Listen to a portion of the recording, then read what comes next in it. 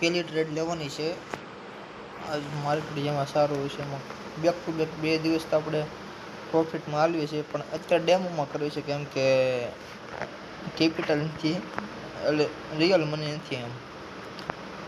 તો પેલા માર્કેટને આપણે શું કઈ રીતનું હાલે છે, અપ ટ્રેન્ડ છે, ડાઉન ટ્રેન્ડ છે કે સાઇડ વેજ માર્કેટ છે, એ પ્રમાણે આપણે લેવલ બનાવીશું. લેવલ ઉપર આપણે ટ્રેડ લેવાની. તો પેલા લેવલ બનાવી દેવી. આ ઉપલું હોય રેઝિસ્ટન્સ હોય, જો અહીંયા રેઝિસ્ટન્સ લઈ લે તો આખો આ એક વી બને છે. તો માણસો અહીંથી લઈને તો છેટા આપણે ઉપર જઈને આ વી પેટર્ન કહેવાય, આ વી પેટર્ન બની જશે.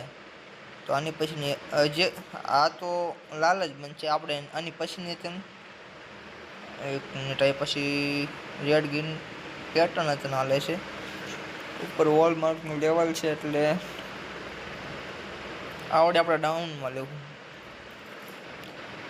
જેમ કે આ ગેપ ઓપન થઈ છે, તમે પાળો ગેપ ઓપન થઈ છે એટલે એને લાલ જ બનશે. વી પેટર્ન ફિલ કરશે એટલે આ લાલ બનશે કેન્ડલ. અત્યારે તો પ્રોફિટમાં હાલે છે. 4 રૂપિયા ઇન્વેસ્ટ કર્યા છે આપણે. USD બિરલા OTC છે એની અંદર આપણે ટ્રેડ લીધેલી છે. તો જોઈએ રિઝલ્ટ શું આવે છે.